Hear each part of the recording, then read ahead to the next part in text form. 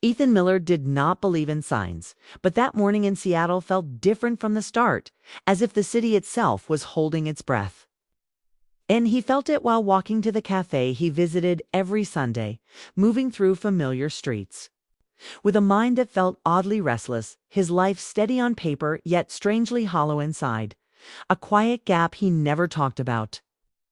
And as he stood in line for coffee, staring at the fogged glass and his own reflection, he noticed how tired his eyes looked. Not from work, but from carrying thoughts he never finished. And just as he shifted his weight, a woman's voice broke the stillness behind him. Light but honest, asking if the line was frozen in time. And when he turned, he saw Claire Thompson, holding a book like it was an anchor, her smile small but warm. Her eyes alert in a way that suggested she noticed details others missed. And in that instant something changed. Not loudly, not dramatically, but enough to matter. Because their brief laughter felt natural, unforced, as if they had spoken before in another life. And they began talking without effort about coffee, about the rain that never seemed to leave the city, about the book she was reading, and Ethan felt himself relax in a way he hadn't felt in years. His answers quicker, his thoughts clearer, as if the fog inside him was lifting just a little. And when she mentioned she was new to the city, having moved from Toronto, he heard a quiet weight behind her words, a story she was not ready to tell, and he respected that without thinking. Sensing that pushing would break the moment, and as the line moved forward, he realized he didn't want the conversation to end. Which surprised him, because he had grown used to polite exchanges that faded as soon as they began. But this felt different, alive, and when it was her turn to order, he stepped aside without thinking, a small gesture that made her smile wider. And that smile stayed with him even after she walked away. And as he took his coffee and found a seat near the window, he watched her leave, her steps calm but purposeful, and he wondered why her absence already felt heavier than her presence had been moments ago. And Claire, walking out into the cool air, paused without knowing why, turning back for a second as if she had forgotten something important, her eyes meeting Ethan's through the glass. And that brief look carried more meaning than their entire conversation, because it was filled with curiosity, recognition, and a quiet question neither of them dared to ask, and then she was gone, swallowed by the street. Leaving Ethan alone with a cup of coffee he barely tasted, his thoughts racing faster than usual. And for the rest of the morning, he found himself replaying the moment again and again, wondering how someone could enter his day so quickly and leave such a deep mark. And Claire spent this same morning unpacking boxes in her apartment, placing books on shelves she wasn't sure she would keep, her mind drifting back to the man at the cafe, to the way he listened instead of performing, to the calm in his voice.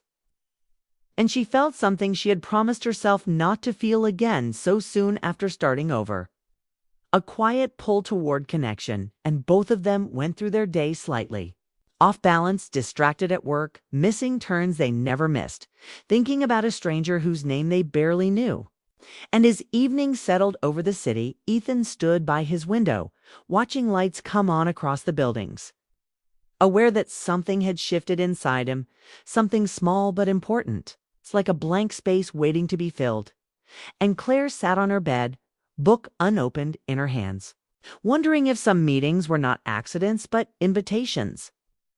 And neither of them knew it yet, but the space between them had already begun to close. Slowly, gently, setting the stage for something that would ask more of them than they were, ready to give, and yet would feel impossible to ignore after that first meeting. Ethan and Claire did not plan to see each other again, yet life kept placing them in the same spaces. And within a week they crossed paths at the cafe once more, this time with surprised smiles that felt less like coincidence and more like relief. And they talked longer, moving from the counter to a small table by the window, where words flowed easily and silence never felt awkward. And soon their meetings became a quiet pattern, always unspoken but somehow agreed upon every Thursday. Evening, the same time, the same place, as if both were afraid that naming it would make it fragile. And during those evenings, they shared pieces of their lives in careful layers. Ethan speaking about his work, his routines, and his love for the city, while Claire spoke about her job in publishing, her long days with stories that were not her own, and the strange loneliness of starting over in a new country.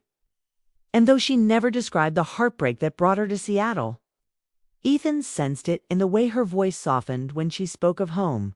And he listened without interrupting, offering presence instead of advice, which made Claire feel seen in a way she had not felt in a long time. And as weeks passed, they noticed small things about each other. Ethan remembering how she liked her coffee without being told. Claire noticing when he was tired, even when he tried to hide it behind humor. And these quiet gestures built a closeness that neither of them openly acknowledged. Yet both felt deeply, and sometimes their conversations drifted into dreams. They had once set aside, Ethan admitting he had wanted more from life than safety. Claire confessing she feared choosing the wrong thing again. And in those moments, their eyes held each other a second longer than necessary, their voices growing softer, as if the cafe no longer existed around them. And there were nights when the rain blurred the windows and the city felt far away. When Claire's hand almost reached across the table, when Ethan almost leaned closer. But each time, fear stepped in, gentle but firm, reminding them of what they had lost before. And so they stayed in that space of almost close enough to feel warmth, but distant enough to stay safe. And outside the cafe, their lives continued. Emails and deadlines and obligations filling their days, yet something about those Thursdays gave the rest of the week meaning. And when one of them was late, the other felt a quiet worry that surprised them. And when they said goodbye each night, there was always a moment that stretched, words hovering just behind their lips, but neither spoke them. Because Claire was afraid of building something only to watch it fall apart again, and Ethan was afraid of speaking too late or too soon. And so they walked away from each other each time with hearts full and hands empty, carrying the weight of what they were not yet ready to name. And one evening, as they stood outside under the streetlights, the city humming softly around them, Claire laughed at something Ethan said and then stopped, realizing how natural it felt to be there with him, how dangerous that comfort could be. And Ethan saw the shift in her expression, the way her walls quietly rose, and he did not push, choosing respect over urgency, even though it cost him. And that night, alone in his apartment, he replayed their conversations, wondering if waiting was wisdom or fear in disguise. While Claire lay awake in her bed, staring at the ceiling, her thoughts circling around Ethan, around the way he made her feel steady and uncertain at the same time. And neither of them slept easily, because what they were building without words was beginning to ask for honesty, and both knew that staying in the safe space of almost could not last forever. The change came quietly, without warning, slipping into their rhythm like a wrong note. And Claire felt it first when an email arrived late one night, offering her a position in Toronto that promised growth, stability, and recognition she had worked years to earn. And she stared at the screen for a long time, her heart racing not with excitement but with fear. Because accepting it meant leaving Seattle, leaving the life she was slowly building, and leaving Ethan, whose presence had become part of her days in a way she never planned. And for the first time since moving, she felt the old ache return, the fear of choosing wrong. And when she met Ethan at the cafe the next evening, she smiled and laughed. But something in her was already pulling away. And Ethan noticed immediately, sensing the distance in her eyes, the way her answers were shorter, her thoughts elsewhere. And though he asked if she was okay, Claire only nodded, unsure how to explain something she barely understood herself. And over the next few days, she carried the decision like a secret weight, packing her apartment in small pieces without committing, placing items in boxes and then taking them out. Again, while Ethan tried to ignore the growing unease in his chest, telling himself that not every silence meant loss, yet he found himself watching her more closely, listening for what she was not saying, and when Claire finally told him, choosing a quiet walk near the water instead of the cafe. Her voice shook despite her calm words. And she said she had been offered a job back in Toronto and that she did not know what she would do, and Ethan congratulated her immediately. Because it was the right thing to say, but the sound of his own voice felt distant, like it belonged to someone else, and as they walked, the space between them felt heavier than ever, filled with questions neither asked, and after that night their meetings became rare. Not from lack of care, but from uncertainty, and every message felt carefully written, as if too much honesty might break what little balance remained. And Claire spent her days preparing for a possible move, closing chapters she had only just begun, while Ethan tried to focus on work, failing often. His thoughts returning to the way her presence had changed his life, and one evening, as Claire sealed the last box, she stood in her empty living room and wondered when exactly Ethan had become part of her idea of home. And across the city, Ethan sat alone with his phone in his hand, typing and deleting messages, unable to find words that felt strong enough to matter. And the closer the decision came, the quieter everything became between them, until silence itself felt like a choice being made. And on Claire's final night in Seattle, she walked by the water alone, watching lights reflect on the surface, thinking about all the moments she and Ethan had shared without naming, and she realized that fear had guided her more than reason. And Ethan, standing in his apartment, felt the weight of regret press in, understanding too late that waiting had not protected him, it had only delayed the truth. And as time slipped forward, both felt the same sharp realization that distance was no longer just a possibility, it was already speaking for them. And if neither acted, the story would end not with heartbreak, but with an unanswered question that would follow them wherever they went. The airport felt too loud, too bright, full of movement that did not care about what was ending. And Claire stood near her gate, holding her ticket, her bag at her feet, trying to steady her breath as she looked around, telling herself she had made the right choice, that returning to Toronto meant growth and safety. Yet her chest felt tight, as if she had left something unfinished behind, and memories of Seattle played through her mind quickly.